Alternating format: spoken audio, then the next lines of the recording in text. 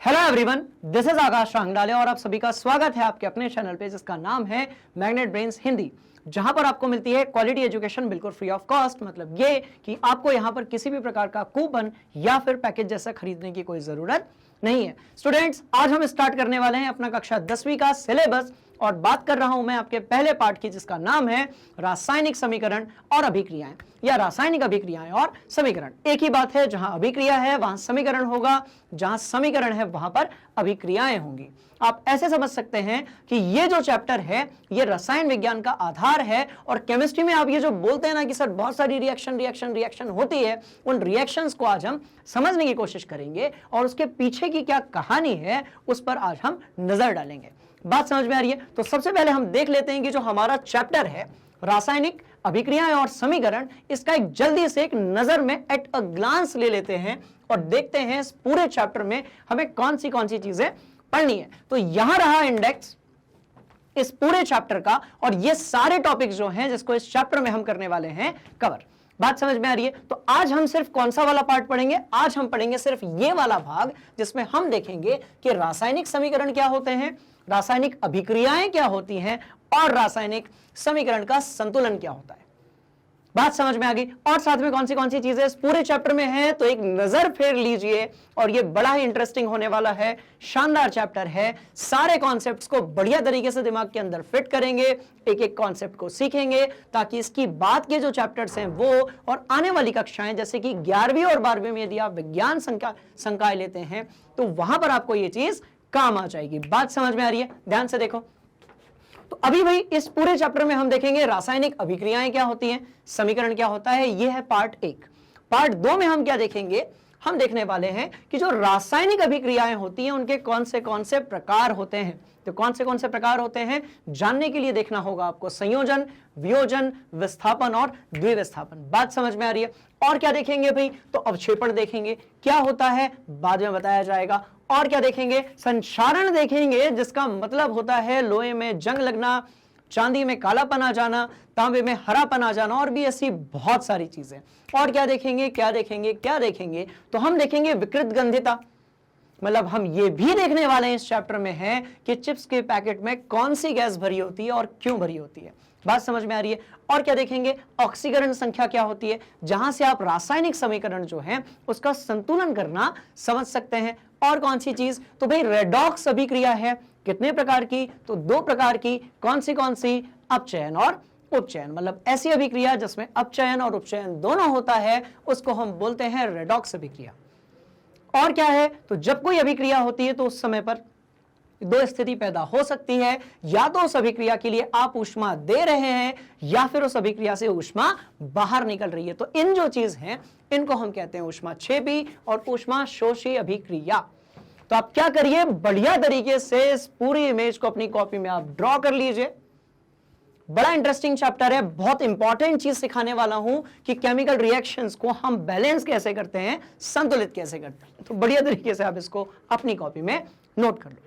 बात समझ में आ गई? अब देखो इस पूरे पार्ट का हमने एक नजर देख लिया है।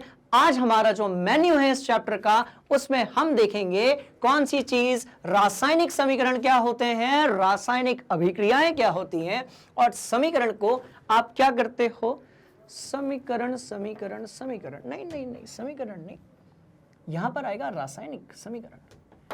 बात समझ में आ रही है? चलिए रासायनिक समीकरण का हम देखने वाले हैं संतुलन। चलो सबसे पहले हम ये समझ लेते हैं कि भाई जो रासायनिक अभिक्रियाएं होती हैं वो क्या होती हैं। बात समझ में आ रही है? तो ध्यान से देखो क्या आपको रिएक्शन एक्सप्रेस दिख रही है? क्या आपको रासायनिक अभिक्रियाएं दिख रही हैं अलग अलग प्रकार की? देखिए स्टूडेंट्स, हमारे आसपास ऐसी बहुत सारी चीजें होती हैं, ठीक है, जहां पर हमेशा निरंतर रासायनिक अभिक्रियाएं चल रही होती हैं। क्यों चल रही होती हैं उसको समझने की कोशिश करते हैं। आपको पता होगा कि आपने कक्षा 9 में परमाणुओं के बारे में पढ़ा था, अणुओं के बारे में पढ़ा था, तत्वों के बारे में पढ़ा था और यौगिकों के बारे में पढ़ा था। बात समझ में आ रही है? अब क्या होता है, ये जो तत्व होते हैं, परमाणु होते हैं, अणु होते हैं, यौगिक होते हैं, इनके अंदर जो भी परमाणु पाए जाते हैं, ठीक है, वो अपना अष्टक पूरा करना चाहते हैं। इसलिए वो क्या करते हैं, रासायनिक अभिक्रियाएं करते हैं। और वो और क्या करना चाहते हैं, तो वो आपस में जो है तत्वों में क्या चलता रहता है भाई, कनेक्शन चलता रहता है। तो उससे क्या होता है, उससे फिर जन्म होता है किसका, रासायनिक अभिक्रिया का।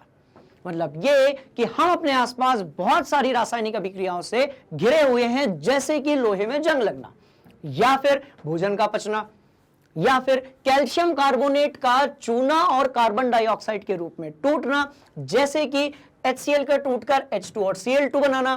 कुछ ऐसे ही टमाटर के सड़ने से लेकर आयरन का कॉपर को अलग कर देना, यह भी कहलाता है आपकी रासायनिक अभिक्रिया। कुछ ऐसे ही चांदी में क्या आ गया भाई, कालापन आ गया, इसके पीछे भी कारण है रासायनिक अभिक्रिया। और यदि सोने में कोई अभिक्रिया नहीं होती है, वो जैसा का वैसा बना रहता है, तो उसके पीछे की भी कहानी है रासायनिक अभिक्रिया। बात समझ में आई? कुछ और उदाहरण ले लेते हैं भाई। अम्ल का क्षार से मिलना, जल का बनना, तांबे में हरापन, टमाटर का खराब होना। बात समझ में आ रही है? तो कहने का मतलब यह है कि हमारे आसपास बहुत सारी ऐसी चीजें हैं जिनमें हो रही है रासायनिक अभिक्रिया। बात समझ में आ गई? तो ये थी आपकी रासायनिक अभिक्रिया। चलिए अब हम करते हैं अपना चैप्टर स्टार्ट। यहां से आपको मिल गया होगा हिंट, और अब पढ़ेंगे हम 3 चीजें। क्या? रासायनिक अभिक्रिया, रासायनिक अभिक्रिया के लिए लिखने वाला समीकरण, और उस समीकरण का हम करने वाले हैं संतुलन। बात समझ में आ गई? तो चलो इसको भी अपनी कॉपी में नोट कर लो। ठीक, इसको नोट कर लिया? यदि आपने इसको नोट कर लिया तो इसे भी अपनी कॉपी में आप नोट कर लो, कोई दिक्कत वाली बात नहीं है, क्योंकि सवाल ही नहीं पैदा होता है। तो अब पढ़ा रहा हूं मैं आपको रासायनिक समीकरण क्या होते हैं और रासायनिक समीकरण का संतुलन कैसे किया जाता है, वो चीज। तो ध्यान से देखिए, क्या आपको यहां पर केमिस्ट्री की लेबोरेटरी में बहुत सारी चीजें दिख रही हैं? अब ये जो चीजें दिख रही हैं, मान लेते हैं कि इसमें से हमने एक उदाहरण लिया, हमने एक उदाहरण लिया। हम चाहते हैं भाई कि हाइड्रोजन और क्लोरीन को मिलाकर हाइड्रोक्लोरिक अम्ल बनाया जाए। तो हमने कहा हमारे पास है हाइड्रोजन, हाइड्रोजन, हाइड्रोजन, हाइड्रोजन। ध्यान से देखना। अब भाई हमारे पास क्या है, हाइड्रोजन है। हम चाहते हैं कि हाइड्रोजन में हम क्या डालें, क्लोरीन डालें। क्लोरीन डालने पर हमें कौन सी चीज मिलेगी, तो स्टूडेंट्स हमें मिलेगा हाइड्रोक्लोरिक अम्ल। अब सवाल पैदा होता है, सर ये तो ठीक है, ये तो थ्योरेटिकल तरीका हो गया। बात समझ में आ रही है? अब क्या होगा, जब इसी को मैं संकेतों के रूप में लिखना स्टार्ट कर दूंगा, तो ये हो जाएगा मेरा रासायनिक समीकरण। बात समझ में आ रही है? मतलब ये कि जब हम तत्व को, परमाणु को, अणु को, यौगिकों को संकेतों के रूप में लिखना शुरू कर देते हैं, तो वो हो जाता है रासायनिक समीकरण। अब कैसे लिखूंगा, तो ध्यान से देखो। तो आपको पता है कि आपका जो हाइड्रोजन है भाई, वो किस अवस्था में पाया जाता है, H2। ऐसे ही आपका जो क्लोरीन है वो Cl2। दोनों को जब आपने मिलाया, आपको मिला हाइड्रोक्लोरिक अम्ल। अब ये जो हाइड्रोक्लोरिक अम्ल आपको मिला, इसको आप क्या कहोगे, HCl ही तो कहोगे। बात समझ में आई? मतलब ये कि जब आप तत्वों को, यौगिकों को, अणु और परमाणुओं को, ठीक है, आप जब सांकेतिक रूप में लिखना शुरू कर देते हैं, तो आप उसे कह सकते हैं रासायनिक समीकरण। पर उसके लिए क्या है, उसके लिए जो बाया वाला भाग है उसको कहा जाता है अभिकारक। भाई इसे क्या कहा जाता है, अभिकारक, कारक, कारक, अभिकारक। और जो बना, क्योंकि वो उत्पादन से बना है, इसलिए उसे कहा जाता है उत्पाद। तो बाया भाग क्या हो गया, अभिकारक। भाई दाया भाग क्या हो गया, उत्पाद। बात समझ में आई? तो रासायनिक समीकरण क्या है, इसकी परिभाषा हो जाए।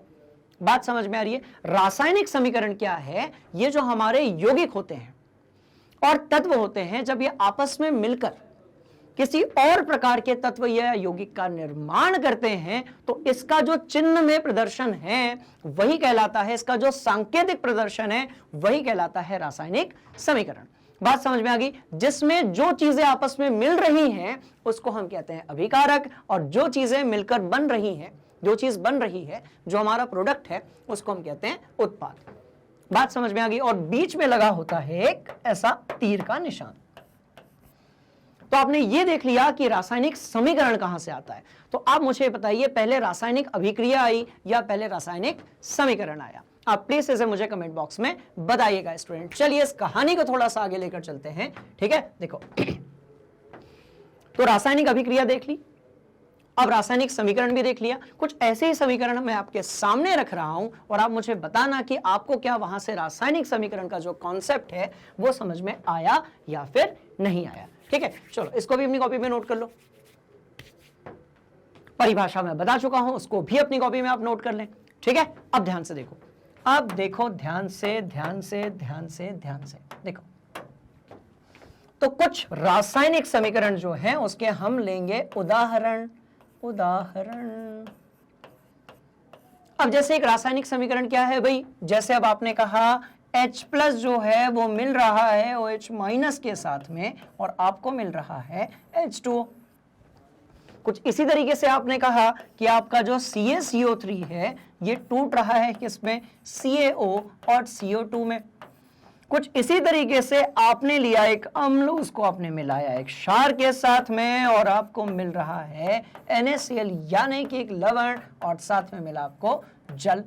कुछ इसी तरीके से आपने कहा कि हम जो है 3 हाइड्रोजन लेंगे, उसको एक नाइट्रोजन के साथ मिलाएंगे और हमें मिलेगा NH3। अब आपने एक चीज गौर फरमाई होगी, ये सभी के सभी आपके हैं रासायनिक अभिकरण, सॉरी रासायनिक समीकरण। ठीक है, अच्छा इसका जो पहला वाला भाग है, ये वाला जो भाग है ये कहलाता है अभिकारक। ये क्या कहलाता है, तो भाई ये कहलाता है अभिकारक। स्टूडेंट्स ये क्या कहलाता है, तो ये कहलाता है आपका अभिकारक। और इधर वाला जो भाग है ये क्या कहलाता है, तो ये कहलाता है उत्पाद। और बीच में लगा हुआ है एक तीर जो ये बताता है कि अभिकारक आपस में मिलकर क्या बताते हैं भाई, तो उत्पाद बनाते हैं। बात समझ में आ गई। तो आप यदि ध्यान से देखेंगे स्टूडेंट्स, तो इस तरफ क्या है, जैसे ये एक यौगिक है, ये एक यौगिक है, ये भी एक यौगिक है, ये एक तत्व है और आयन है। तो जब कुछ तत्व यौगिक या आयन आपस में मिलकर कुछ नए तत्व यौगिक या फिर आयनों का निर्माण करते हैं, तो इस प्रकार का जो प्रदर्शन होता है उसे हम कहते हैं रासायनिक समीकरण। अभी ये संतुलित नहीं है, अभी ये अभी ये संतुलित नहीं है स्टूडेंट्स। बात समझ में आ रही है। तो ये हो गया आपके अलग अलग प्रकार के क्या, रासायनिक समीकरण। चलो इसको भी अपनी कॉपी में नोट कर लो।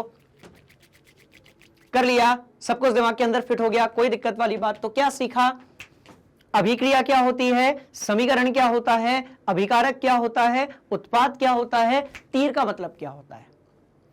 और क्या देखा, कुछ आयन हो सकते हैं जिनके पास धन या फिर ऋण आवेश हो सकता है, कुछ आपके पास यौगिक हो सकते हैं जो कि एक या एक से ज्यादा, सॉरी 2 या 2 से ज्यादा तत्वों से मिलकर बने हुए हैं। और एक प्रकार से तत्वों से बनी वाली चीज जो होगी वो क्या कहलाएगा हमारा, वो कहलाएगा हमारा आपका तत्व। ठीक है, चलो ध्यान से देखो, कर लिया नोट, कोई दिक्कत वाली बात, सवाल ही नहीं पैदा होता। ठीक है, चलो अब इस कहानी को थोड़ा सा हम आगे बढ़ाते हैं। अब एक दो सवाल हैं स्टूडेंट्स। ठीक है, पहला सवाल क्या है कि भाई आपका ये 2 यहां पर क्यों लगा हुआ है। देखिए इसको मैं सिर्फ अमोनिया लिखता तो भी काम चल जाता, पर इसमें 2 क्यों लगा हुआ है। बात समझ में आ रही है। देखो ये यहां पर ऐसे ना 2 लगा हुआ था स्टूडेंट्स, देखो देखो यहां पर ऐसे 2 लगा हुआ था, तो सवाल पैदा होता है सर यहां 2 क्यों लगा हुआ है। तो अभी हमने सिर्फ समीकरण को लिखा है, उसका जो संतुलन है वो कैसा है अभी बाकी है। तो हम क्या करेंगे, अब रासायनिक समीकरण सीख लिया है, अब इसके समीकरण को हम क्या करना सीखेंगे स्टूडेंट्स, संतुलित करना सीखेंगे। चलिए कहानी को थोड़ा सा आगे बढ़ाएंगे। परिभाषा आपने लिख ली है, पक्का पक्का एक बार मैं लिखकर बता दूं। चलो मैं एक बार रासायनिक समीकरण जो है उसकी परिभाषा लिखकर बता रहा हूं, ध्यान से देखिएगा। जब कुछ तत्व हो सकते हैं, जब कुछ तत्व हो सकते हैं, तत्व हो सकते हैं, तत्व तत्व तत्व, जब कुछ तत्व यौगिक या फिर आयन आपस में मिलकर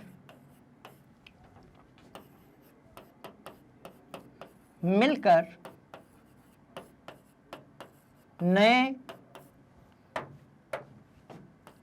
तत्व यौगिक का निर्माण करते हैं तो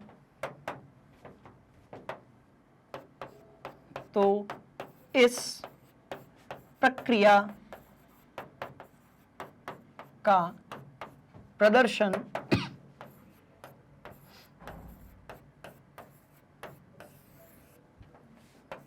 ही, कहानी समझ में आई, रासायनिक समीकरण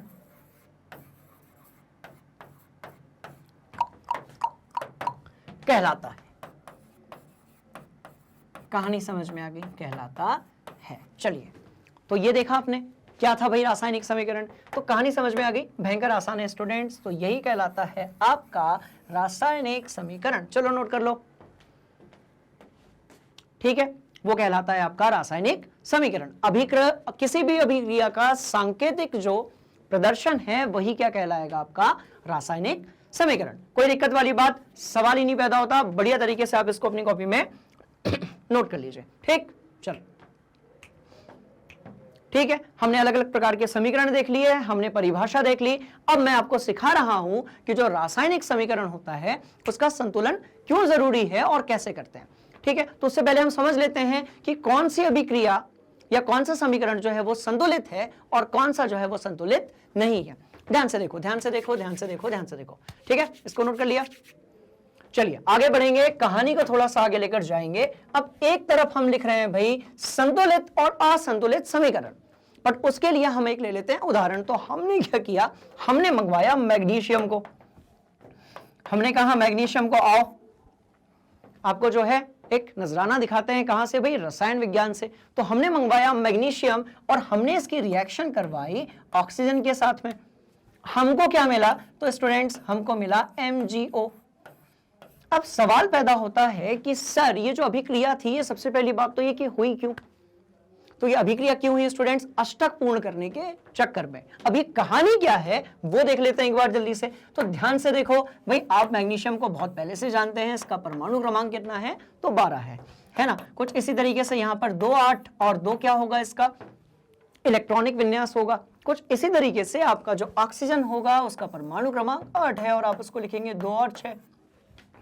अब यदि आपने कक्षा 9वीं में अष्टक के बारे में पढ़ा था, परमाणु के इलेक्ट्रॉनिक विन्यास के बारे में पढ़ा था, तो आपको पता होगा कि हर तत्व जो रहता है वो अपने आसपास अपने अंतिम कक्षा में 8 इलेक्ट्रॉनों की पूर्ति करना चाहता है। बात समझ में आई? तो अब ध्यान से देखो, यहां पर कितने भाई, 2 हैं। अब या तो ये 6 इलेक्ट्रॉन मंगवा ले या फिर क्या करे, अपने 2 इलेक्ट्रॉन जो है उसका क्या कर दे भाई, दान कर दे। तो ये 2 इलेक्ट्रॉन देगा,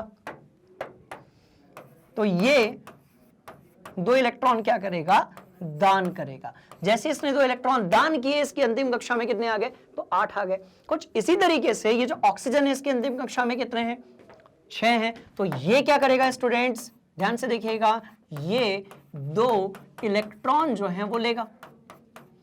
इसी तरीके से हम और भी उदाहरण ले सकते हैं। तो हुआ क्या, मैग्नीशियम चाहता है कि वो 2 इलेक्ट्रॉन का दान कर दे और ऑक्सीजन चाहता है कि वो 2 इलेक्ट्रॉन कहीं से मंगवा कर अपना अष्टक जो है वो क्या कर ले भाई, पूर्ण कर ले।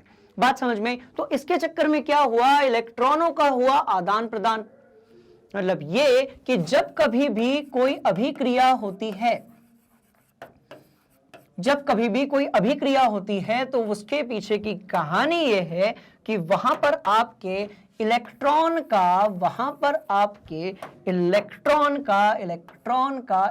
के साथ 2 चीजें हो सकती हैं। पहला क्या है भाई, तो इलेक्ट्रॉन का, ध्यान से देखो, इलेक्ट्रॉन का आदान प्रदान हो सकता है, यानी कि लेना देना हो सकता है, आदान प्रदान हो सकता है, या फिर इलेक्ट्रॉन का हो सकती है साझेदारी, या फिर अलग अलग तत्वों के बीच में इलेक्ट्रॉन की क्या हो सकती है भाई, साझेदारी हो सकती है।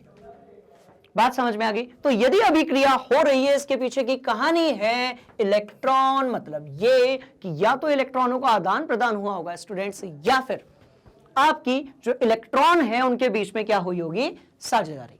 बात समझ में आ गई? तो ये चीजें निर्माण करती हैं रासायनिक अभिक्रिया का। क्लियर? तो रासायनिक अभिक्रिया सीख ली, समीकरण सीख लिया, अब उसके संतुलन के बारे में देखेंगे। ठीक है, ये भी देख लिया आपने कि यहां पर क्या हुआ। ठीक, अब ध्यान से देखो, कुछ गौर किया आपने, यहां पर मैग्नीशियम एक है, यहां पर मैग्नीशियम एक है, पर यहां पर जो ऑक्सीजन है वो कितना है भाई, तो 2 है, और इस तरफ जो ऑक्सीजन है वो कितना है, तो वो है आपका कितना, एक ही है। ध्यान से देखो, यहां पर 1 है, यहां पर 2 है। तो इस कॉन्सेप्ट को भी समझ लेते हैं कि हम ये कैसे बताएंगे कि कौन सा जो तत्व है, ठीक है, वो किसी समीकरण में कितना है। तो समझ लेते हैं, उसके लिए हम कुछ लेते हैं उदाहरण। तो बहुत सारे बच्चों को ये समझ में आ गया होगा कि सर ये जो समीकरण लिखा हुआ है ये सही तो है बट संतुलित नहीं है। तो हम 2 चीजें सीखेंगे। सबसे पहले हम ये सीखेंगे स्टूडेंट्स कि हम ये कैसे समझेंगे कि किस परमाणु की कितनी संख्या है। बात समझ में आ गई? हम ये कैसे समझेंगे कि किस परमाणु की कितनी संख्या है, बात समझ में आ रही है? और हम ये कैसे बताएंगे कि हम इसका संतुलन कैसे करेंगे, बात समझ में आ रही है? तो आप यहां तक नोट कीजिए, मैं आपको एक कॉन्सेप्ट से और रूबरू करवा रहा हूं, ठीक है ना। चलो, कर लिया कर लिया कर लिया, कोई दिक्कत वाली बात नहीं है। चलो देखो, अब ये कैसे बताएंगे कि किसी यौगिक में या किसी आयन में किसी तत्व की संख्या कितनी है। तो ध्यान से देखिए, कैसे बताएंगे या कैसे जानेंगे कि यौगिक या आयन में, क्योंकि यदि ये समझ में आ गया तो इसके बाद जो है आपके लिए समीकरण को समझ पाना, देखकर उसके बारे में बता पाना बड़ा ही क्या हो जाएगा, आसान हो जाएगा। तो कैसे जानेंगे कि यौगिक और आयन में कोई परमाणु कितना है। तो ध्यान से देखिएगा, ये बड़ा इंपॉर्टेंट पार्ट है, कोई परमाणु कितना है। तो ध्यान से देखो, मैं 2-3 चीजें लिख रहा हूं यहां पर। अब भाई जैसे मैंने लिखा O2, फिर क्या लिखा मैंने, तो मैंने लिख लिया CO2, अच्छा, पहले ये एग्जांपल लिया, फिर ये लिया। अच्छा, इसी तरीके से हम एक और लेते हैं। अब ध्यान से देखो, मैंने लिखा 2O2, चौथे नंबर पे मैंने लिखा CaOH और 2। बात समझ में आ रही है? अब ध्यान से देखो भाई, O2 जो है उसमें ऑक्सीजन कितना है, ऑक्सीजन। तो ऑक्सीजन कितना है, रुको, तो यहां पर हम लिखेंगे ऑक्सीजन, और ऑक्सीजन कितना होगा इसको भी हम बताएंगे क्योंकि कॉन्सेप्ट हमारे सामने है। बात समझ में आई? तो देखो हुआ क्या, ध्यान से देखो, इसका मतलब क्या है, आगे वाले 2 का मतलब क्या है। और यदि हम ऐसा ही कोई उदाहरण लें, जैसे हमने लिखा भाई 2H2O या H2SO4, ठीक है, तो इसमें अब ऑक्सीजन को टारगेट करते हैं स्टूडेंट्स, और देखते हैं कि जो खेल है वो बेसिकली क्या है। बात समझ में आ गई? तो टारगेट किसको करेंगे भाई, ऑक्सीजन को करेंगे। अब ध्यान से देखो, तो यहां पर जो ऑक्सीजन है वो कितने हैं, ऑक्सीजन के नीचे यदि 2 लिखा है तो ऑक्सीजन कितने होंगे, 2 होंगे। उसी तरीके से यहां पर ऑक्सीजन के नीचे 2 लिखा है, कार्बन के नीचे नहीं लिखा है स्टूडेंट्स। देखिए, मैं आपको बताता हूं इन दोनों में अंतर कैसे करेंगे। वो देखो, एक जगह लिखा हुआ है CO2 और एक जगह लिखा हुआ है CO और उसके बाद 2। क्लियर? तो अब कैसे बताओगे? तो कार्बन कितना है, 1 है, ऑक्सीजन कितना है, तो 2 है। कुछ ऐसे ही यहां पर कार्बन कितना है, 2 है, क्योंकि आपका जो कोष्ठक लगा हुआ है वो कार्बन और ऑक्सीजन दोनों के उसमें लगा हुआ है भाई, कार्बन मोनोऑक्साइड में लगा हुआ है, और ऑक्सीजन कितना है, 2 है। कहानी समझ में आ गई? अब यदि हम सामने 2 से गुणा कर देते तो 4-4 हो जाते, 10 से गुणा कर देते तो 20-20 हो जाते, वो भी समझेंगे, ठीक है। चलो ध्यान से देखो, अब CO2 है तो ऑक्सीजन कितना है, तो ऑक्सीजन है इसमें 2। अब यहां पर देखो, ऑक्सीजन 2 है और 2 से गुणा कर दिया, तो 1 में इसका मतलब क्या होता है, स्टूडेंट्स कि भाई एक ऑक्सीजन यहां पर है, एक ऑक्सीजन यहां पर है, तो टोटल कितने हो गए। इसका मतलब है एक इधर पे एक इधर पे, तो टोटल कितने हो गए बताओ, टोटल हो गए आपके 4। तो यहां पर कितना हो गया, 4। अच्छा, इसका मतलब क्या है ये बताते हैं। इसका मतलब है बीच में आपने लिखा कैल्शियम, एक तरफ लिखा आपने OH और एक तरफ लिखना आपने OH, क्योंकि ये जो 2 हाइड्रोक्साइड आयन हैं ये किससे कनेक्टेड हैं, कैल्शियम के आयन से कनेक्टेड हैं। बात समझ में आ रही है? तो ध्यान से देखिएगा कितने हैं यहां पर, तो देखो भाई एक यहां पर, एक यहां पर, तो इसमें भी कितने हो गए, 2 हो गए। सिर्फ इतना होता तो 1 होते। हाइड्रोजन कितने हैं, 2 हैं। कैल्शियम कितने हैं भाई, तो कैल्शियम 1 ही है। यहां पर देखो एक H2SO4 में ऑक्सीजन की संख्या कितनी है, 4 है स्टूडेंट्स। एक H2SO4 में ऑक्सीजन की संख्या कितनी है, 4 है। आगे 2 लगाया तो H2SO4 कितने हो गए, 2 हो गए। जब H2SO4 2 हो गए तो क्या हुआ, एक में यदि 4 ऑक्सीजन थे तो 2 में कितने ऑक्सीजन हो जाएंगे, 8। तो यहां पर कितनी संख्या होगी, 8। कुछ समझ में आया क्या, पक्का पक्का। चलो बढ़िया से इसको अपनी कॉपी में नोट कर लो, ठीक है। हमने ये जान लिया है अब कि हम कैसे बताएंगे कि कहां पर कितने ऑक्सीजन हैं और नहीं है। कुछ उदाहरण और करेंगे फिर आगे बढ़ेंगे, है ना। नोट कर लो, कर लिया, आगे बढ़ेंगे, ठीक। चलिए स्टूडेंट्स, तो 1-2 और देख लेते हैं और आगे बढ़ते हैं फिर, है ना। अब ध्यान से देखो भाई, यहां पर लिखा हुआ है सल्फेट आयन। अब सल्फेट आयन जो है, इस पूरे आयन के ऊपर जो आवेश है वो कितना है आपका, ऋण 2 है, ठीक है। अब यदि यहां पर किसी ने लिख दिया 6 तो इसका मतलब क्या हुआ, किसी ने लिख दिया आगे 6 तो इसका मतलब क्या हुआ, तो ध्यान से देखिए। इसका मतलब क्या हुआ कि सल्फर कितने होंगे आपके आपके आपके सल्फर कितने होंगे, तो 6 होंगे। ऑक्सीजन कितने होंगे, तो भैया ऑक्सीजन हो जाएंगे 4 का 6 से गुणा किया तो कितने आ जाएंगे, 24 आ जाएंगे। तो आज के बाद किसी भी स्टूडेंट को यह परेशानी नहीं जानी चाहिए कि सर हम किसी आयन से या यौगिक से किसी तत्व के परमाणु की जो संख्या है वो बताने में परेशान हो रहे हैं। बात समझ में आ रही है। अच्छा एक बात बताओ, आगे यदि 3 लगा दिया तो क्या होगा, फिर आगे यदि हमने 3 या इसकी जगह हम मान लेते हैं कि हमने 2 लगा दिया, हमने आगे 2 लगा दिया, तो इसका मतलब यह हुआ कि अब आपके सल्फर कितने हो गए, तो ध्यान से देखोगे सल्फर हो गए आपके कितने भाई, इसमें 6 थे, 2 लगा दिया तो 12। और ऑक्सीजन कितने हो जाएंगे, तो इसमें कितने थे भाई, एक में 4, ऐसे वाले 6, 24, 2 से गुणा किया और आपका आंसर जो है वो कितना होगा, तो ये होगा 48। बात समझ में आ गई स्टूडेंट्स, पक्का पक्का। चलिए तो इस तरीके से जो है हम ये बता सकते हैं अब कि कहां पर किसी परमाणु के कितने जो है संख्या है वो किसी भी यौगिक के अंदर या फिर आयन के अंदर। पक्का, चलो नोट कर लो इसको भी और हम चलते हैं आगे और देखते हैं कुछ नई चीजें।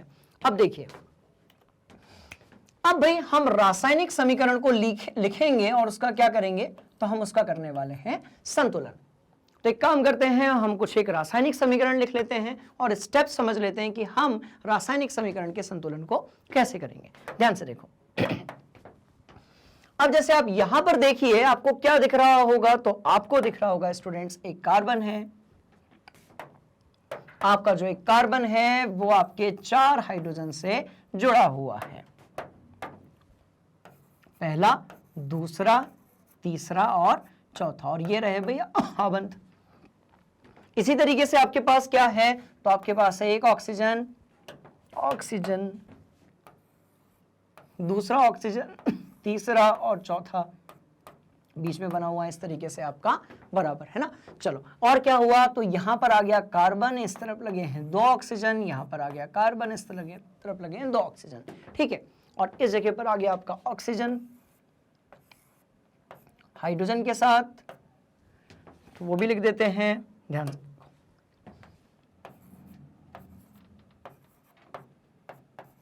ध्यान से देखो, ये थी कहानी, पक्का पक्का। अब इसमें हुआ क्या,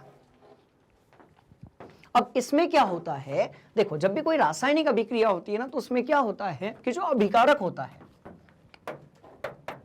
भाई ये वाला भाग कौन सा है, तो अभिकारक वाला भाग है। तो अभिकारक होता है एक तरफ और इस तरफ क्या होता है भाई, उत्पाद होता है। तो अभिकारक में जो भी यौगिक दिए हुए हैं, तत्व दिए हुए हैं, उत्पाद में जो भी, उत्पाद तो खैर बाद में बनेगा, तो उनका क्या होता है, आपस में रीअरेंजमेंट होता है। क्या होता है स्टूडेंट्स, रीअरेंजमेंट। कैसे होता है, तो ध्यान से देखो, यहां से कार्बन निकला और किससे जुड़ गया भाई, ऑक्सीजन से। उधर से जो ऑक्सीजन आया वो किससे जुड़ गया, आपके कार्बन से। तो इस अभिक्रिया को आप कैसे लिखेंगे, ध्यान से देखिएगा, आप इसको लिखेंगे CH4 धन 2O2 और आपको मिल रहा है CO2 धन क्या, 2H2O।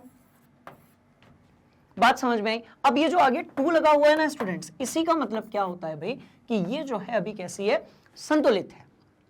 ये कैसी अभिक्रिया है? अभी संतुलित है। पर यदि ये संतुलित नहीं है, मतलब यदि ये ऐसी लिखी हुई है, ध्यान से देखो, CH4 धन O2 और आपको मिल रहा है आपका CO2 और यहां पर H2O। एक और अभिक्रिया यहां पर लेते हैं, जैसे हमने लिया भाई Mg लिया और उसकी रिएक्शन O2 से कराई और हमें मिला MgO। ठीक है, एक और अभिक्रिया हम लोग लेते हैं, जैसे हमने एक अभिक्रिया ली, कौन सी अभिक्रिया ली? तो हमने लिया आपका Fe धन H2O और हमको क्या मिला? तो हमें मिला आपका Fe2O4 और साथ में क्या मिला? सॉरी, Fe3O4 और साथ में क्या मिला भाई? तो साथ में मिला हमें H2। बात समझ में आ रही है? तो पहले आप इन तीनों अभिक्रियाओं को लिख लीजिए, उसके बाद मैं आपको यह समझाऊंगा कि इसका संतुलन हम कैसे करेंगे। ठीक है, इसको नोट कर लीजिए। कर लिया नोट? चलिए, तो अब एक काम करते हैं, एक के बाद एक हम इन अभिक्रियाओं को समझने की कोशिश करते हैं। ठीक है, चलो ध्यान से देखो। तो इसके लिए हम क्या करते हैं स्टूडेंट्स, हम बना लेते हैं भाई अपना एक कॉन्सेप्ट कि आप किसी रासायनिक अभिक्रिया को कैसे संतुलित करेंगे। तो ध्यान से देखो, क्या करोगे क्या करोगे क्या करोगे। देखो, सबसे पहले जो है आप क्या लिखें भाई, उसका जो सूत्र होगा, ठीक है, असंतुलित समीकरण का जो भी सूत्र होगा आप उसको लिख लें। तो सबसे पहले आप क्या लिखेंगे? तो आप लिखेंगे सूत्र। बात समझ में आएगी? सबसे पहले आप क्या लिखेंगे? आप लिखेंगे सूत्र। सबसे पहले ये चीज लिखेंगे। इसके बाद आप किसको टारगेट करेंगे भाई? जिस परमाणु की संख्या सबसे ज्यादा है। तो इसके बाद आप क्या करेंगे? एक सारणी बनाएंगे। एक क्या बनाएंगे? सारणी बनाएंगे, जिसमें हम बताएंगे कि परमाणु अभिकारक में कितने हैं और उत्पाद में कितने हैं। तो एक सारणी बनाएंगे और उसमें हम बताएंगे कि जो परमाणु है वो अभिकारक में कितने हैं और उत्पाद में कितने हैं। बात समझ में आ गई? तो हम इसमें बताएंगे कि जो परमाणु हैं वो अभिकारक में कितने हैं और उत्पाद में कितने हैं। इसके बाद क्या करेंगे? इसके बाद सबसे ज्यादा परमाणु जिसके होंगे हम उसको संतुलित करेंगे। तो सबसे ज्यादा परमाणु वाले तत्व को क्या करेंगे? संतुलित करेंगे। देखो, खत्म। सबसे ज्यादा परमाणु वाले तत्व को संतुलित करेंगे। चौथे नंबर पे बाकी परमाणु को, यानी कि बाकी परमाणु को भी इसी तरीके से हम क्या करेंगे भाई? संतुलित करेंगे। कहानी समझ में आ गई? तो ये जो अभी मैंने यहां पर प्रक्रिया लिखवाई है, इसको भी आप अपनी कॉपी में नोट कर लीजिए। ठीक है, और देखो 5वें नंबर पे क्या लिखेंगे? तो सभी की अवस्था लिखेंगे। सभी की क्या लिखेंगे स्टूडेंट्स? तो सभी की अवस्था लिखेंगे। सवाल पैदा होता है कि सर चलिए स्टेप्स तो हमने नोट कर ली, अब उदाहरण से समझाइए। तो बिल्कुल समझाएंगे, ध्यान से देखो। अब क्या किया आपने? देखो, अब आपने लिखा Mg के साथ में मिला O2, तो आपने लिखा इसको MgO। अब इधर Mg एक है, वहां पर एक है, ऑक्सीजन यहां 2 है और वहां पर 1 है। इसका मतलब ये जो समीकरण है स्टूडेंट्स, ये संतुलित नहीं है। कैसे करोगे? तो देखो, सबसे पहले क्या लिखेंगे? सूत्र लिख लिया, पहली स्टेप डन। फिर एक बनाएंगे सारणी और उसमें हम ये देखेंगे कि अभिकारक और उत्पाद के जो परमाणु हैं उसकी संख्या कितनी है। तो कैसे बनाएंगे सारणी? तो ध्यान से देखो, ये लिखा तत्व, एक तरफ लिखा अभिकारक और एक तरफ लिख दिया उत्पाद। कहानी समझ में आ रही है? अब तत्व भाई कौन से हैं? तो सबको पता है 2 ही है, मैग्नीशियम है, ऑक्सीजन है। अच्छा, मैग्नीशियम कितना है? इस तरफ तो 1 है, उस तरफ भी 1 है, तो ये तो संतुलित दिख रहा है। ऑक्सीजन जो है यहां पर 2 है और इस तरफ कितना है? 1 है। क्या आप सभी से ये सारणी बन जाएगी? अब आप मुझे बताइए, पहली स्टेप तो हो गई, सबसे पहले सूत्र लिख लिया, दूसरी स्टेप भी हो गई, हमने सारणी भी बना ली। अब तीसरी स्टेप में क्या करेंगे स्टूडेंट्स? ध्यान से देखो, सबसे ज्यादा परमाणु वाले तत्व को क्या करेंगे? संतुलित करेंगे। कैसे करेंगे? तो ध्यान से देखिए, कैसे करेंगे। तो यहां पर 2 लिखा हुआ है, वहां पर 1 है, तो ये जो स्टेप है ये कुछ इस तरीके से हो जाएगी, Mg + O2 2MgO। क्योंकि आपको पहले किस पर टारगेट करना था, जिसकी संख्या सबसे ज्यादा है, यानी कि ऑक्सीजन। बात समझ में आ गई? तो कैसे किया, 2 का आपने गुणा कर दिया, पर 2 का आपने जब गुणा किया तो कुछ हो गया। आप ध्यान से देखेंगे तो आपका जो मैग्नीशियम है, अब वो उत्पाद में कितना हो गया भाई, 2 हो गया। ऑक्सीजन को बैलेंस करने के चक्कर में मैग्नीशियम उत्पाद में 2 हो गया और अभिकारक में 1 रह गया, तो फिर से सारणी बनेगी। तो फिर से बनाते हैं सारणी, ध्यान से देखो, ध्यान से देखो। तो इसी को मैं आगे बढ़ा दे रहा हूं, ठीक है। ये आपकी पहली अभिक्रिया थी, इसकी सारणी यहां पर थी। ये आपकी दूसरी अभिक्रिया है, इसकी सारणी हम यहां बना रहे हैं। तो भाई मैग्नीशियम कितने हैं, तो मैग्नीशियम और यहां पर ऑक्सीजन, ठीक है। तो मैग्नीशियम देखो देखो देखो, इसमें कितने मैग्नीशियम, तो यहां पर 1, यहां पर 2, ऑक्सीजन यहां पर 2 और उधर भी 2, मतलब ऑक्सीजन संतुलित हो गया। अब टारगेट किसका है, मैग्नीशियम का। तो भाई यहां पर 1, यहां पर 2, इधर पे 2, इधर पे 1, क्या करोगे, 2 से गुणा कर दो, खत्म हो गया खेल। तो ये इस तरीके से आपको मिल गई संतुलित अभिक्रिया, आपको मिल गई संतुलित अभिक्रिया। पर अभी भी कहानी थोड़ी सी बाकी है, क्योंकि हमने कहा था सबसे ज्यादा परमाणु वाले को कर लिया, फिर बाकी परमाणु को भी कर लिया। अब सभी के हम क्या लिखेंगे, अवस्था। तो आपका जो मैग्नीशियम है ये किस अवस्था में होता है स्टूडेंट्स, तो मैग्नीशियम होता है आपके किस अवस्था में, ध्यान से देखो, तो मैग्नीशियम होता है आपका ठोस अवस्था में, तो सॉलिड। ऑक्सीजन किस में होता है, तो ऑक्सीजन होता है आपका गैसीय अवस्था में, तो जी लिख दिया यहां पर। 2MgO है, तो ये किस में होगा, तो ये भी ठोस अवस्था में होगा, तो यहां पर लिख दिया सॉलिड। अब ये आपकी संतुलित अभिक्रिया है बहुत अच्छे तरीके से, जिसमें हमने सबकी अवस्था भी लिख दी। बात समझ में आ गई? तो रूल क्या कहता है, सबसे पहले सूत्र लिखा जाए, लिख लिया है, फिर एक सारणी बनाई जाए जिसमें परमाणु को लिखा जाए, अभिकारक में कितने हैं और उत्पाद में कितने हैं। इसके बाद सबसे ज्यादा परमाणु वाले तत्व को क्या करेंगे, संतुलित, फिर बाकी परमाणुओं को संतुलित करेंगे, संतुलित संतुलित संतुलित संतुलित संतुलित करेंगे, ठीक है। और क्या करेंगे, उसके बाद सभी की हम अवस्था लिख देंगे। तो इस तरीके से देखो, हमने इसको नोट कर लिया। अब हम एक अच्छा वाला एग्जांपल और लेते हैं, ठीक है। चलिए इसको कॉपी में नोट कर लीजिए जल्दी से, बहुत बढ़िया, ठीक है। चलो अब देखो, अब क्या करेंगे, एक उदाहरण और लेते हैं और उसमें देखते हैं, थोड़ा बड़ा उदाहरण लेते हैं स्टूडेंट्स, क्या कहते हो, ठीक है ना। चलो अब एक उदाहरण लेते हैं ये वाला, ध्यान से देखना, मजेदार उदाहरण लेते हैं। देखो यहां पर से ले लें, सबसे बड़ा वाला उदाहरण ले लेते हैं, क्या कहते हो। तो हम लेते हैं Fe धन, आपने क्या दिया भाई, H2O दिया, आपको मिला Fe3O4 और साथ में आपको मिला H2, ठीक है। तो चलिए चलिए चलिए चलिए चलिए, तो मैंने लिया यहां पर Fe, इसके साथ मैंने मिलाया H2O और मुझे मिल रहा है आपका Fe3O4 और साथ में मिला है H2, ठीक। अब क्या करेंगे, याद करो याद करो याद करो। तो भाई सबसे पहले हम यहां पर बनाएंगे तत्व, उसके बाद हम क्या करेंगे स्टूडेंट्स, तो हम करने वाले हैं भाई अभिकारक और उत्पाद, एक तरफ अभिकारक और एक तरफ उत्पाद। बात समझ में आ गई? चलो इसको ऐसे पैक कर दो। अब इस अभिक्रिया में आप बताइए कितने आपके पास तत्व हैं भाई, तो आयरन है, हाइड्रोजन है, ऑक्सीजन है, तो कुल मिलाकर हमारे पास 3 तत्व हैं। हम तीनों को लिख लेते हैं, क्या कहते हो, बात समझ में आई क्या। चलो तो एक काम करते हैं, यहां पर मैंने लिखा Fe, फिर मैंने लिखा हाइड्रोजन, फिर मैंने लिखा ऑक्सीजन, इसको मैंने यहां पर ऐसे बंद कर दिया, ठीक है। तो ये वाला जो समीकरण है उसके लिए ये टेबल बनेगा।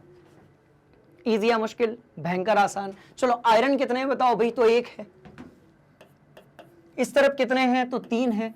हाइड्रोजन आपके पास 2 है, इस तरफ भी 2 ही है, और आपके पास ऑक्सीजन वहां पर 1 है और इस तरफ ऑक्सीजन आपके पास 4 है। क्या आपको ये कहानी समझ में आ गई? पक्का पक्का। तो अब सबसे पहले आप क्या करोगे, याद करो मैंने क्या सिखाया था, आप सबसे पहले किसे बैलेंस करेंगे, जिस परमाणु की संख्या सबसे ज्यादा है, यानी कि ऑक्सीजन की बात हो रही है। यस और नो, ध्यान से देखो, सबसे ज्यादा संख्या किसकी है, तो ऑक्सीजन की है। किस तरफ है, तो अभिकारक की तरफ है। तो 4 वाले को आप बैलेंस करेंगे, कैसे करेंगे, देखो ऑक्सीजन यहां 4 है, यहां पर सिर्फ 1 है। तो इस अभिक्रिया को हम क्या करेंगे स्टूडेंट्स, ध्यान से देखिएगा, हम इसको तो Fe वहीं पर रहेगा और हम आगे लगा देंगे 4 4 4 4 H2O और इसके आगे हम लगा देंगे 4 और फिर हमको क्या मिलेगा, तो हमें मिलेगा Fe3O4 और साथ में मिलेगा हमें H2। अब जाकर हमारा क्या बैलेंस हुआ है भाई, तो अब जाकर हमारा ऑक्सीजन तो बैलेंस हो गया, ऑक्सीजन बैलेंस हो गया। अब फिर इसके लिए हम क्या बनाएंगे, एक सारणी बनाएंगे। क्या कहते हो, बात समझ में आ गई? तो कैसे सारणी बनेगी, तो ध्यान से देखिएगा, ये Fe हो गया, हाइड्रोजन हो गया, ऑक्सीजन हो गया, फिर से वही प्रोसेस। अब Fe इधर कितना है, 1 है, उधर 3 है, ये लिखा 1 और पड़ोस में लिखा 3।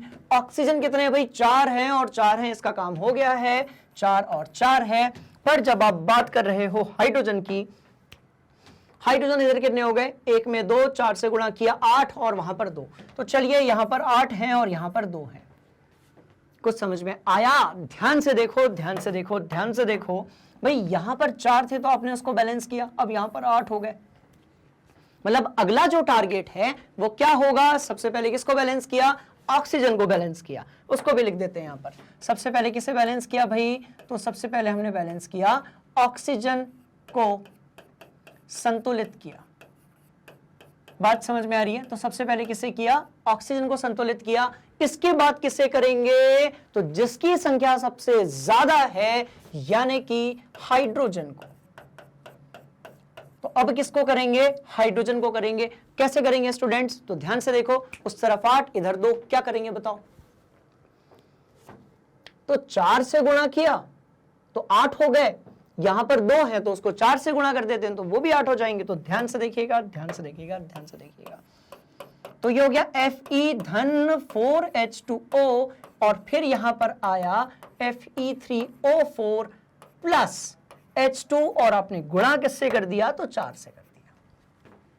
क्या आपको एक कहानी समझ में आई? पक्का ना? चलिए, तो अब क्या होगा, ध्यान से देखो, तो अब हम फिर से बनाएंगे वही सारणी, क्योंकि हमारे पास 3 तत्व हैं इसलिए हम फिर से उनको लिख देंगे। तो हमने लिखा Fe, फिर लिखा हाइड्रोजन, फिर लिखा ऑक्सीजन।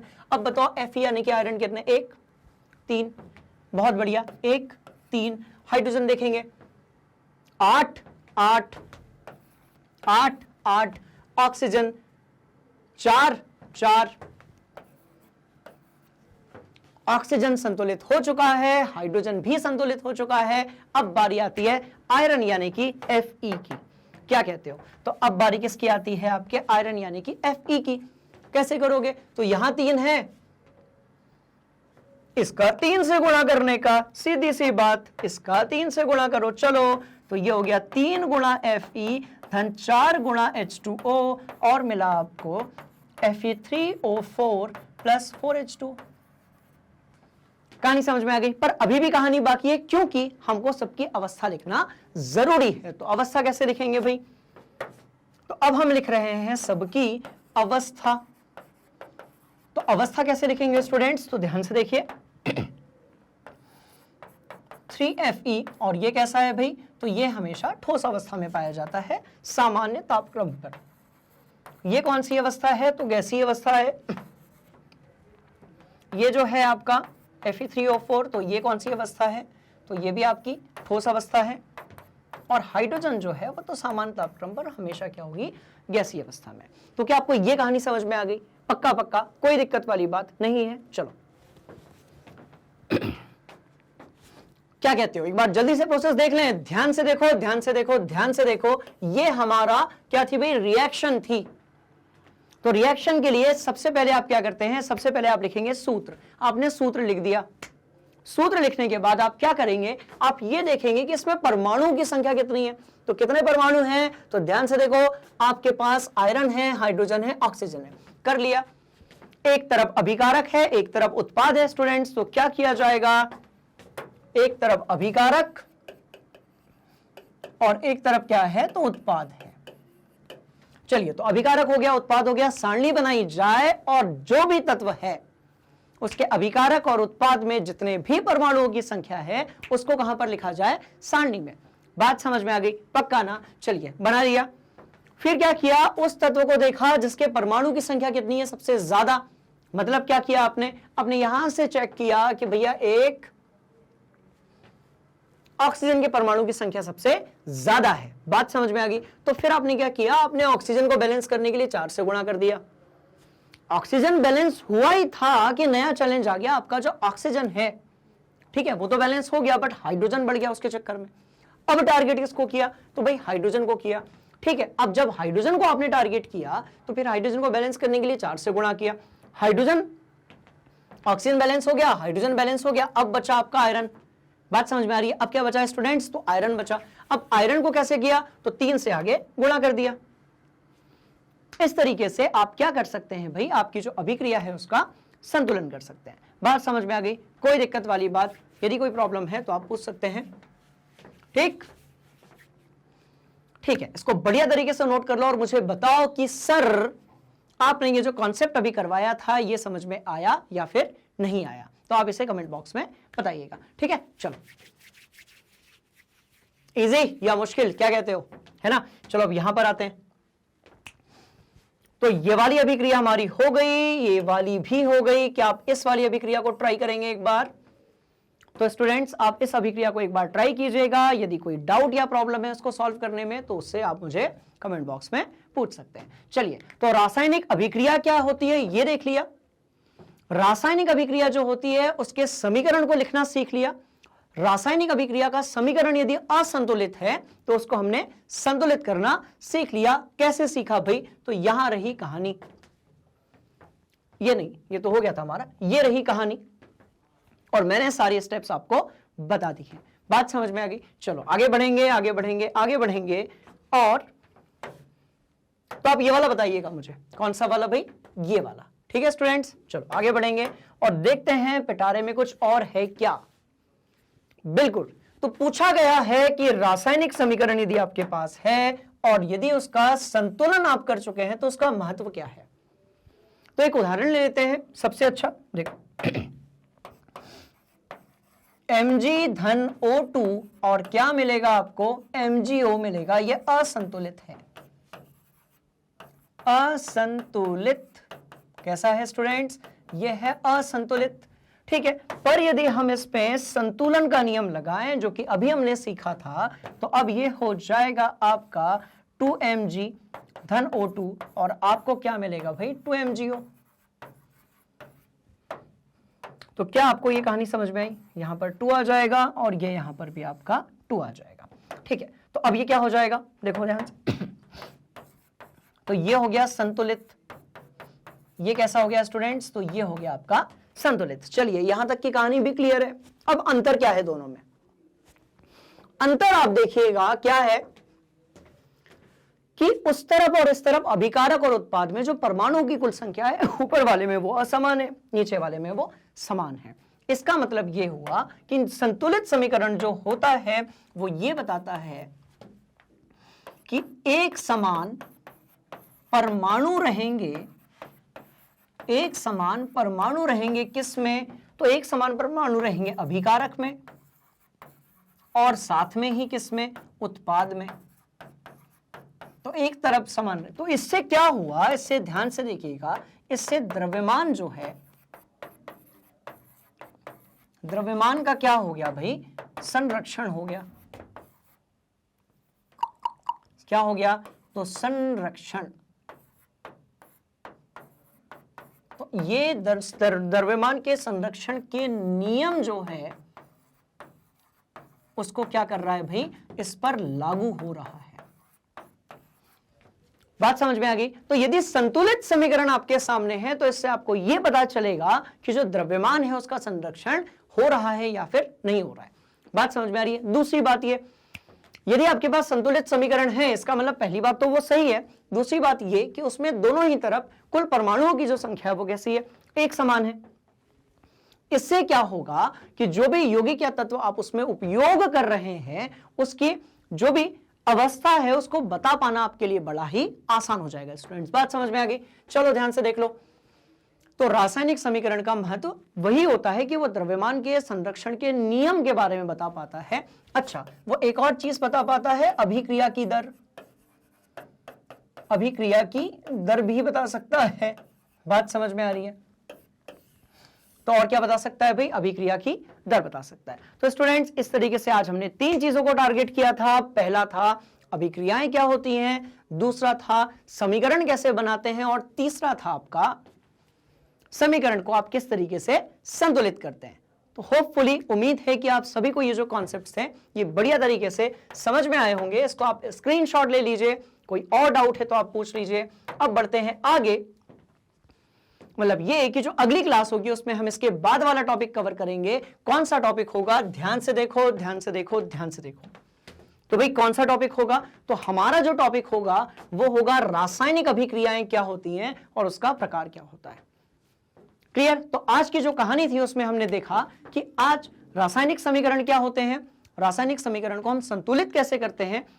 अगली जो कक्षा होगी उसमें हम देखेंगे रासायनिक अभिक्रियाओं के प्रकार। सवाल पैदा होता है सर अगली कक्षा वाला वीडियो हमें कैसे मिलेगा, तो उसका आंसर है ये देखो, ये गूगल पे जाइए, मैग्नेट ब्रेन सर्च कीजिए, सर्च कर लिया, English medium, Hindi medium, spoken English, सारी चीजों के लिए आपको यहां पर वीडियोस अवेलेबल होगी।